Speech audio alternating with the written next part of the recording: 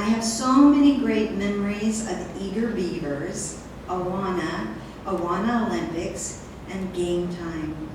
Not only great that you were involved, but such a great example to me. My mom and dad were both involved in Awana from my earliest memories. Awana didn't have Cubbies Club back then, but our church had eager beavers and for all the little ones, and my mom helped with that. And when I graduated to the official Awana program, she did too. I have so many memories of my mom yelling in game time and cheering us on, but also cheering when we were given awards on awards night. I have continued that love and legacy by working in Awana whenever possible, both here and in Papua New Guinea.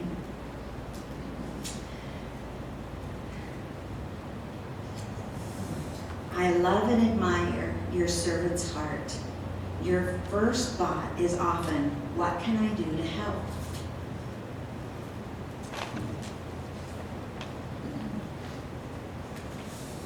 You have always sought out ways to be of service at church, providing a great example to others.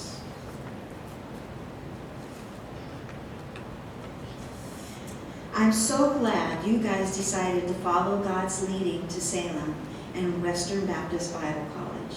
It was hard, but the blessings have far outweighed the trials. I had no idea at the time that that decision to move to Western Baptist Bible College and to be involved in ministry would prepare me to be willing to do the same thing later in my life. What a legacy.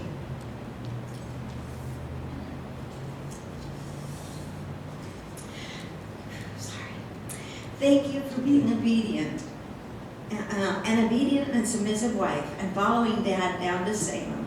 That was a tremendous example to me and has made it easier to submit to my husband and go clear across the world to Papua New Guinea.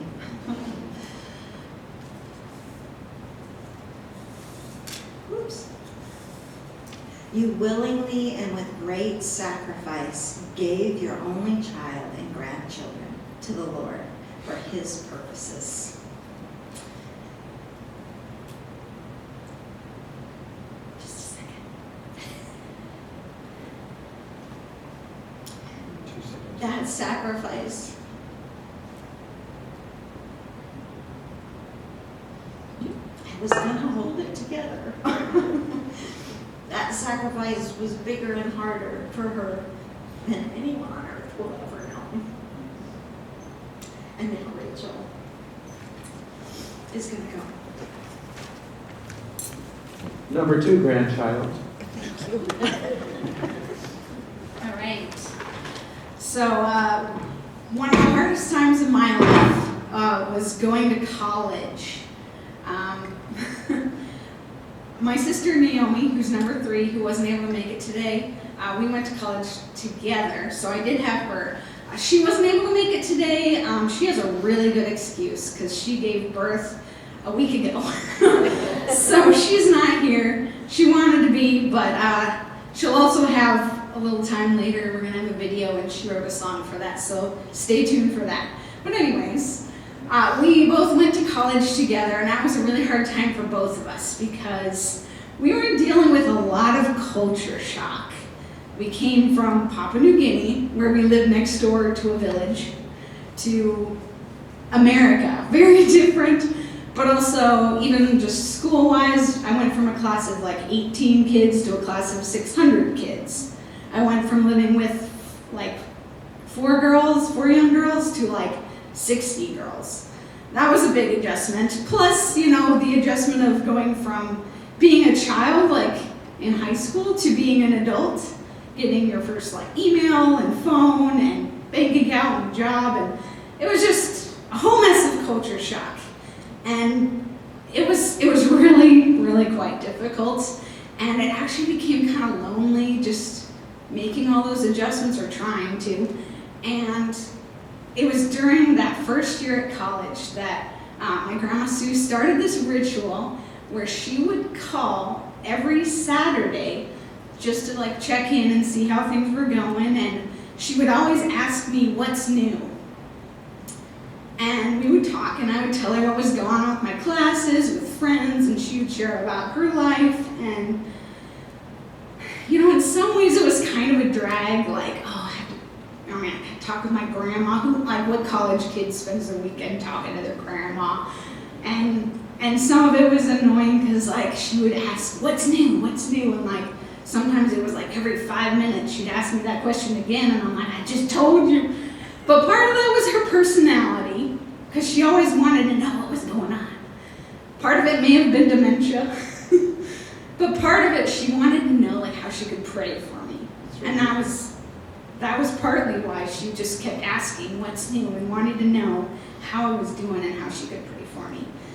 And all that incessant desire to ask to know, like, what's going on with me in my life, it actually made me think more purposefully about my life throughout the week, because I knew I had to give a report later, you know.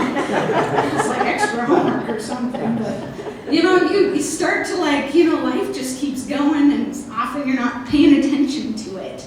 But knowing that Grandma was going to check in with me and I had to know what I was going to tell her made me, like, be able to live more in the present, be able to live in and treasure each moment instead of just letting life pass me by.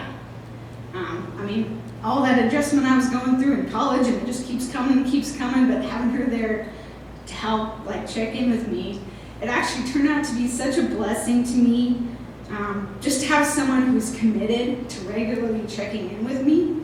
And, you know, she was there for me in a time where Mom and Dad and Lydia and Abby, they were, like, as far away as you could get without, you know, outer space being in the...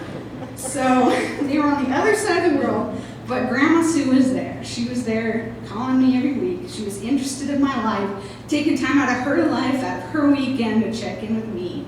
And she cared about me in a time in my life where I desperately needed that. I desperately needed someone to care, and she was there for me. And I really just began to look forward to those weekly chats with Grandma.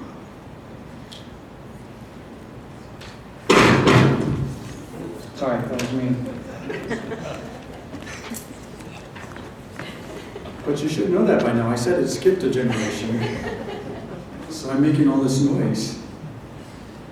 This next song is one that Sue loved as well, He Lives.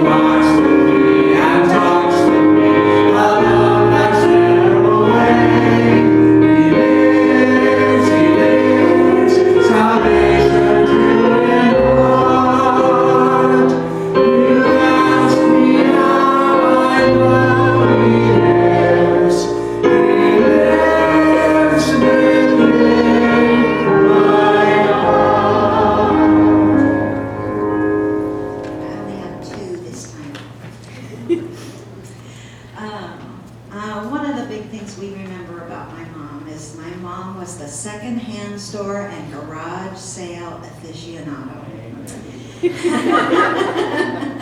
I used to joke that I was going to get her one of those bumper stickers that says, "This car stops at all garage sales." Some of my earliest memories are of going to the second-hand store near the trailer court in Redmond and buying baby clothes for doll clothes. I'm so glad you taught me the joy of second-handing and garage sailing. Not only do I save money, but it's such great therapy.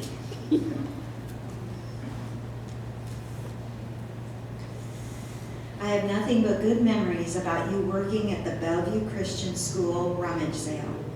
I always looked forward to you doing that, riding to school together, seeing the gymnasium transform, spending money. I was very proud of you. My mom and dad wanted to send me to a Christian school, but it was expensive. So my mom helped the school every year with a rummage sale that filled the whole gym. Not only did she put her secondhand skills to use, but it also helped lower my school bill. And so I so appreciate the sacrifices my parents made to give me that godly education. But also at Christmas time and birthdays, all my girls loved getting gifts of clothes from Grandma. I know some kids don't like, they open those Christmas presents and they're disappointed when they get clothes.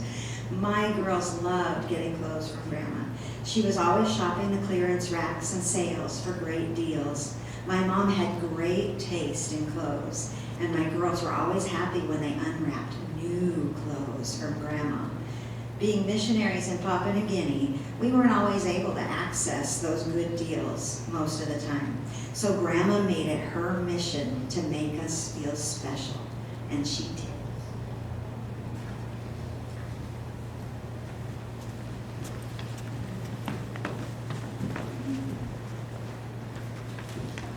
I get to share a little bit, and I'm glad to be able to do that.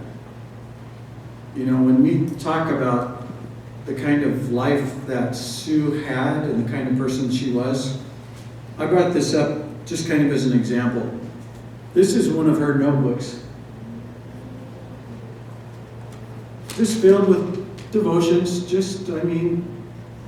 she journaled, we have stacks of these things. That's going to be a privilege to go through those and read and just see what kind of person Sue was and be reminded of the great faith that she had. Now, I didn't read all of them. I want you to know that. I didn't even read all of this one. But I have one entry that I want to read for you and just share a little bit of insight into Sue and who she was. In 2008, my daughter Abby almost died in September and October after us being down here in Yuma. It wasn't Yuma. It wasn't anything, I think, in Yuma that she caught. It wasn't even anything in Papua New Guinea, we later found out, but everybody feared because we had just returned from Papua New Guinea, and it was like, what's going on? Well, she almost died, and so, Bruce and Sue dropped everything to come up there and be with us. I mean, that's what families do, but not only did they let us go to Papua New Guinea, but your grandchild's about to die, what are you going to do? And it was touch and go there for a little bit, but we remember that Thanksgiving was a different Thanksgiving than any other one because Abby could have not been there in our family at that time. And that Christmas was that way too. It was incredible how many things God orchestrated so that our whole family, all 5 of the grandkids, my 2 daughters who can't be here, they were there. Becca and Adam were married, and they came. All the other 4 daughters were there, and Bruce and Sue came up. We actually were in a mission house that was big enough to actually house all of us. This is just her, just normal stuff. December 25th, after God gave Abby back to us and she was alive. She says, what a wonderful Christmas this is, to see him be with each of our special crew. They are so much fun, so very full of life. Surely the walls nearly explode with pleasure and happiness. It is so very wonderful to see them all, each one who seemed so happy. Now this is remembering that, Abby almost died and it was very tragic and horrible for us and all those things. Pat and Kel, who seem able to be the pivot point around which the girls dance and celebrate. Becca and Adam, whose laughter is such fun to watch. They are so happy with each other. Rachel, whose loving, nurturing way of living lends itself to make everyone happy. Naomi, a sparkle of delight and spark-plug personality gives all cause to laugh and love. Lydia, quiet, ladylike, elegant even, and yet with wit beyond measure. Yes. And Abigail, who carries such a big cross, and at 13 is so amazing. Her strength of character is amazing. She possesses the ability to find humor in almost everything.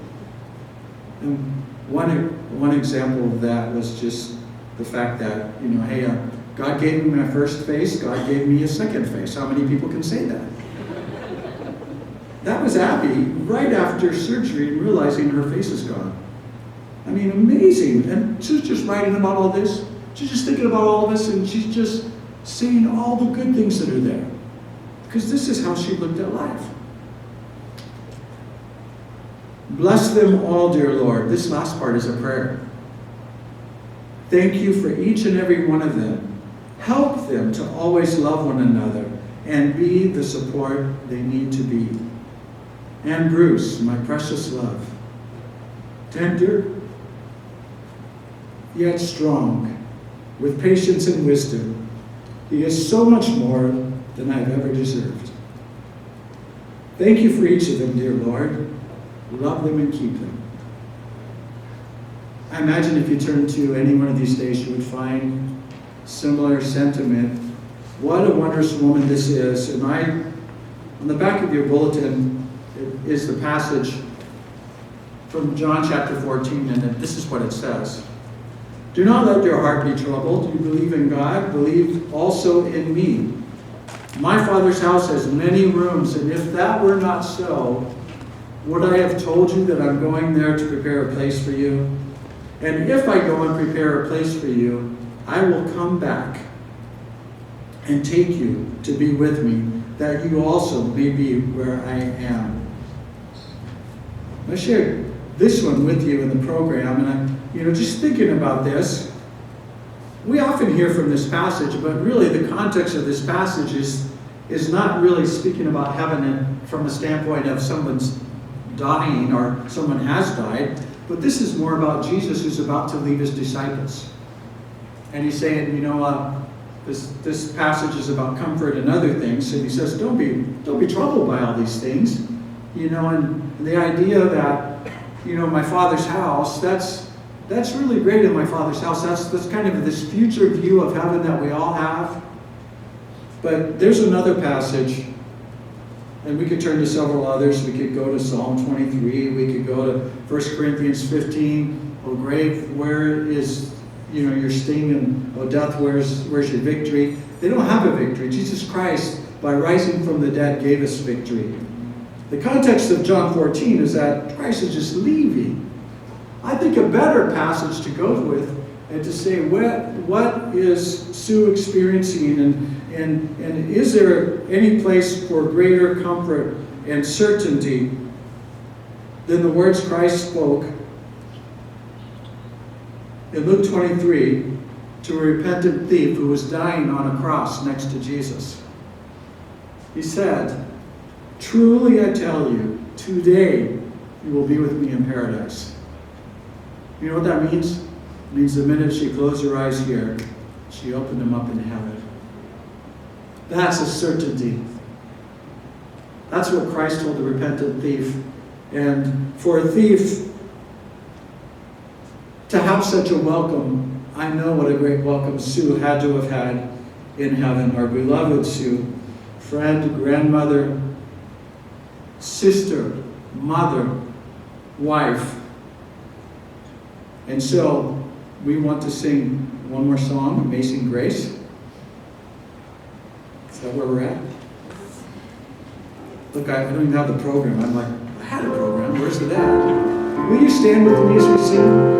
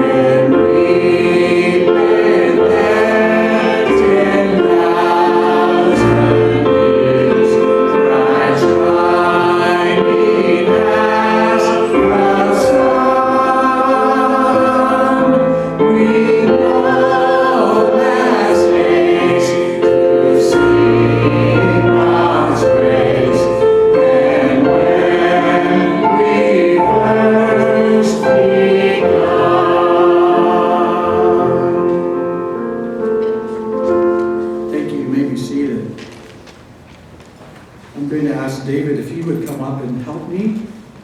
We're going to show a brief video, but we also want to move this pulpit back and change the cameras just a tiny bit.